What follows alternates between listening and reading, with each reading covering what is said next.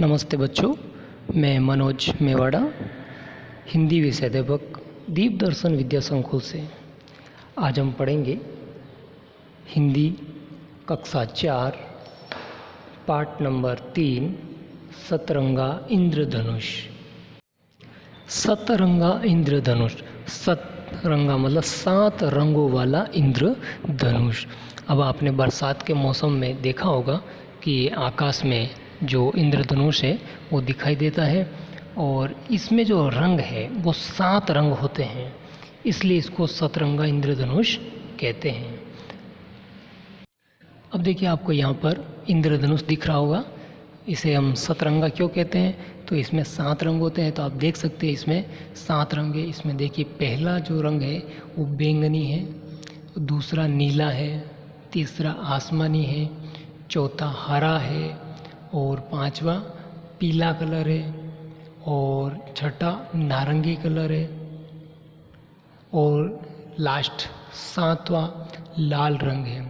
तो ये 7 प्रकार के रंग इसमें होते हैं। तो ये आपको दिख रहा है यहाँ पर। तो इसका एक याद करने का, 7 रंगों को याद करने का एक सूत्र है जिसे हम फॉर्मूला भी कहते हैं।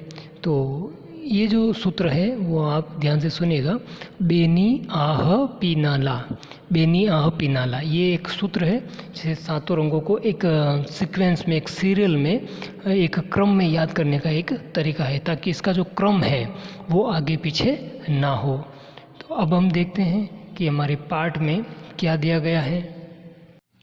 हमारे पाठ की ओर बढ़ने से पहले हम इस पाठ में जो कठिन शब्द हैं उसके अर्थ या जिसे हम शब्दार्थ कहते हैं उसे समझ लेते हैं, पढ़ लेते हैं, ताकि जब हम हमारा पाठ पढ़ें तो कठिन शब्दों को हम समझ सकें, उसका मीनिंग, उसका अर्थ हम समझ सकें, ताकि उसका भावार्थ करने में, उसका अर्थ समझने में हमें प्रॉब्लम या तकलीफ ना आए। तो हम इसके शब्दार्थ को देखते हैं। तो इसमें सबसे पहला है बरखा। बरखा का मतलब होता है बारिश या वर्षा।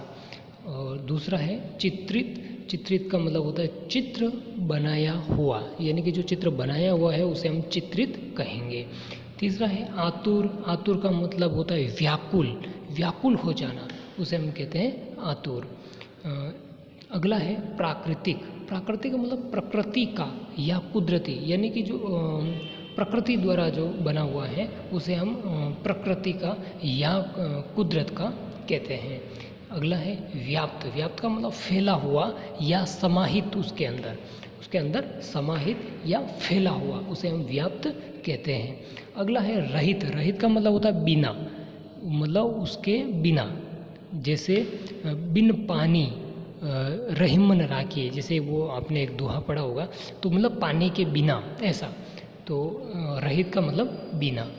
अगला है सदप्रयोग, मतलब अच्छा प्रयोग, उसका जो प्रयोग है वो अच्छी तरीके से होना चाहिए, इसलिए ऐसे तो अच्छा प्रयोग करने के लिए हम सदप्रयोग शब्द का प्रयोग करते हैं। अगला है समुचित। समुचित का मतलब सब प्रकार से ठीक, यानी कि जो है वो चारों तरफ से, सभी प्रकार से, सभी ओर से एकदम ठीक है, उचित है, उसे हम समुचित कहते हैं।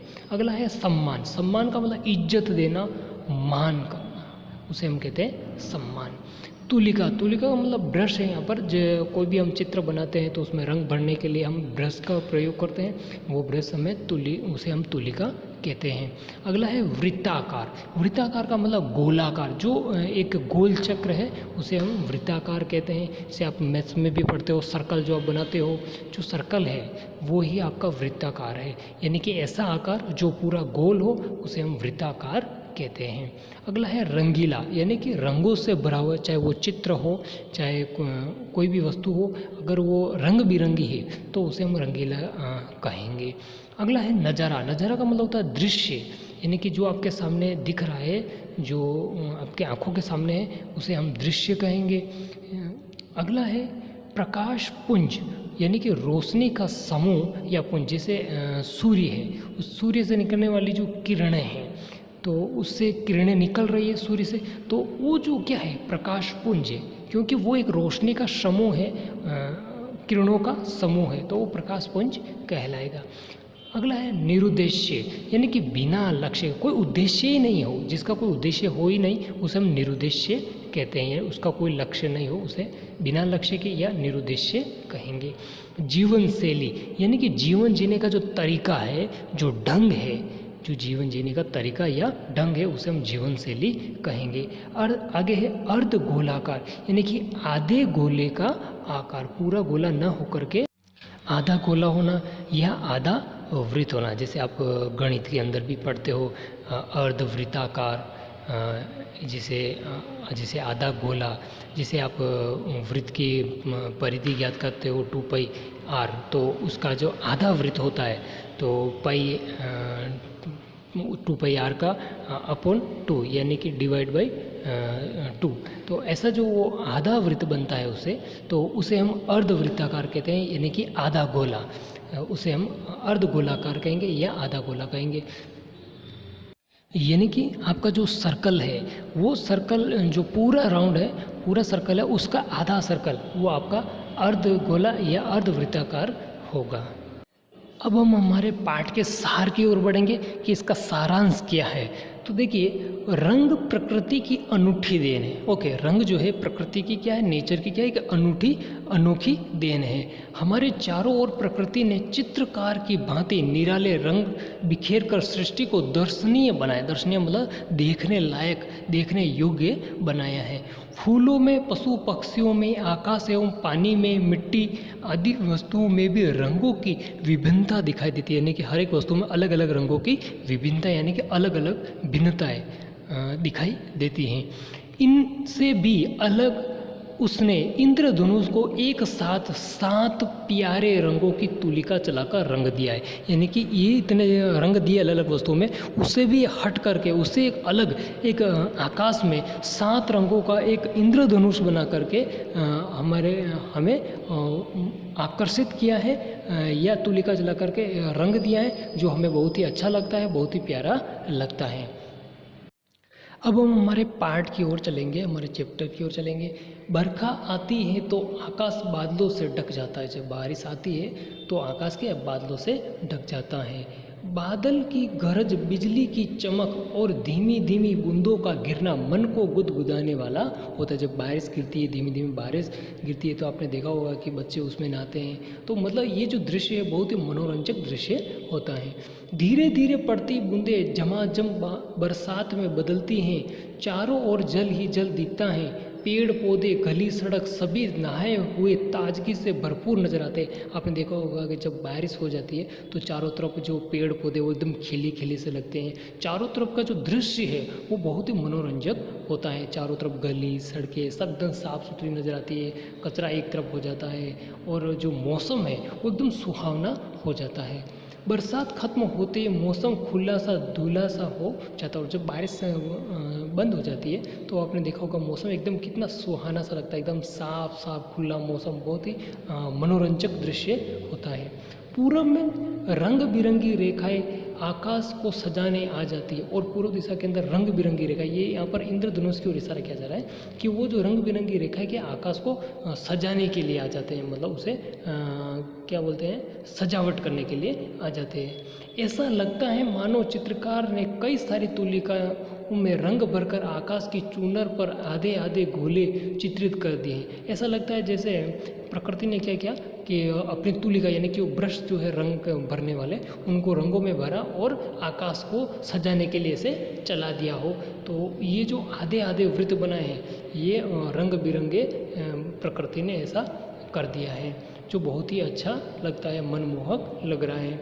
बच्चे बड़े बूढ़े सभी इन सुंदर रंग बिरंगे अर्ध वृत्ताकार को देखने को आतुर हो उठते हैं, यानी कि व्याकुल हो जाते हैं इसको देखने के लिए। कौन कौन? बच्चे, बूढ़े और जवान, सभी जो भी हैं वो सब इस इंद्रधनुष को देखने को व्याकुल हो जाते हैं, आतुर हो उठते हैं। यानी कि जो दृश्य होता है इंद्रधनुष वाला दृश्य, ये बहुत ही सुंदर होता है, बहुत ही खूबसूरत होता है, बहुत ही आकर्षक होता है। इसलिए इसको सभी कोई भी हो उसे जब देखते हैं तो बहुत ही आकर्षक दृश्य होता है ये, तो सब देखने को आतुर हो जाते हैं, व्याकुल हो जाते हैं। अब देखिए ये जो आकाश में सतरंगा जो रंग बिरंगे आए हैं, अर्धवृत्ताकार में बना हुआ है, जो प्रकृति ने बनाया है, जो बहुत ही आकर्षक है, बहुत ही सुंदर है और इसे देखने के लिए बच्चे बूढ़े सभी लालायित रहते हैं, उत्साहित रहते हैं, व्याकुल होते हैं। तो ये जो दृश्य है, ये जो है, इसी को हम क्या कहते हैं, इंद्रधनुष कहते हैं। अब देखिए लेखक ने क्या बताया कि बच्चों यही तो है इंद्रधनुष, यानी कि जो आकाश में दिख रहा है सतरंगा रंग बिरंगा, यही आपका इंद्रधनुष है। पता नहीं कब और क्यों इसे इंद्रधनुष कहा गया है। अब देखिए इसका नाम इंद्रधनुष कैसे रखा गया, क्यों रखा गया और कब रखा गया ये तो पता नहीं, लेकिन यही आपका इंद्रधनुष है। किसी का धनुष समझ लिया गया होगा। अब देखिए इसमें लेखक बता रहा है कि शायद इसको किसी का धनुष समझा होगा पुराने समय में, तो इसका नाम इंद्रधनुष रख दिया गया। अब इंद्रधनुष का मतलब इंद्र का धनुष, और इंद्र कौन है, देवताओं का राजा, तो इसे देवताओं का राजा इंद्र का धनुष समझा गया होगा, इसलिए इसे इंद्रधनुष नाम दे दिया गया। जो भी हो वह तो रंग रंगीला प्यारा सा प्राकृतिक नज़ारा ही है, लेकिन जो भी हो, चाहे इंद्र का धनुष हो चाहे किसी का भी हो, लेकिन ये जो नज़ारा है प्रकृति का, ये क्या कैसा है, बहुत ही प्यारा है, रंग बिरंगा है और बहुत ही खूबसूरत है। इंद्रधनुष का निर्माण वर्षा काल में ही होता है। अब देखिए सबसे महत्वपूर्ण वस्तु कि ये जो इंद्रधनुष है इसका निर्माण कब होता है, वर्षा काल में ही होता है। इसके बनने का कारण होता है सूर्य की किरणें, और इसका बनने का मुख्य कारण क्या है, सूर्य से आने वाली किरणें। सूर्य की किरणों की वजह से ही ये इंद्रधनुष बनता है। तो सूर्य की किरणें से ये इंद्रधनुष बनता है। जब वर्षा काल में हवा में व्याप्त पानी की नन्ही नन्ही बूंदों पर सूर्य की किरणें प्रकाश डालती हैं तो यह प्रकाश पुंज रंग भरकर चमक उठता है। अब देखिए जब बारिश होती है तो जब बारिश बंद हो जाती है या बारिश हो रही तो उस समय जो पानी की बूंदें वो क्या है, इस वातावरण में व्याप्त है, फैली हुई हैं बूंदें, और जब ये वातावरण में बूंदें फैली हुई हैं, चारों तरफ व्याप्त हैं, तो जब सूर्य की किरणें इसके ऊपर पड़ती हैं, जिसे अब प्रकाश पुंज कहा गया है, ये प्रकाश पुंज, ये प्रकाश की किरणें इन बूंदों पर पड़ती है, तो ये बूंदों पर पड़ने की वजह से अलग अलग रंग प्रदर्शित होते हैं, यानी कि रंग उत्पन्न होते हैं, और इसी वजह से ये आकाश में जो इंद्रधनुष जैसी छवि है ये आपके सामने प्रकट होती है। यानी कि बारिश के मौसम में इसी वजह से होती है क्योंकि उस समय वातावरण में चारों तरफ पानी होता है, पानी की बूंदें होती है, और उस बूंदों की वजह से उस बूंदों पर सूर्य की किरणें पड़ती हैं, और किरणें पड़ने की वजह से इंद्रधनुष का निर्माण होता है। और ये इंद्रधनुष क्या है, चमक उठता है, रंगों से भर करके चमक उठता है। पुराने लोग ऐसा कहते हैं कि यदि पूरब में इंद्रधनुष दिखाई पड़े तो साय या सवेरे पानी बरसना तय है। अब देखिए पुराने लोगों का कहना है या ऐसा लोग मानते थे कि ये जब पूर्व दिशा के अंदर अगर इंद्रधनुष दिखाई देता है तो या तो शाम को या अगले सवेरे बारिश का आना तय है, ऐसा कहते थे। अब वो क्यों कहते थे इसका कारण तो हमें नहीं पता, लेकिन ऐसा कहते थे पुराने लोग कि अगर पूर्व दिशा के अंदर इंद्रधनुष दिखाई दे रहा है इसका मतलब या तो साय को या शाम को या फिर कल सवेरे बारिश आएगी।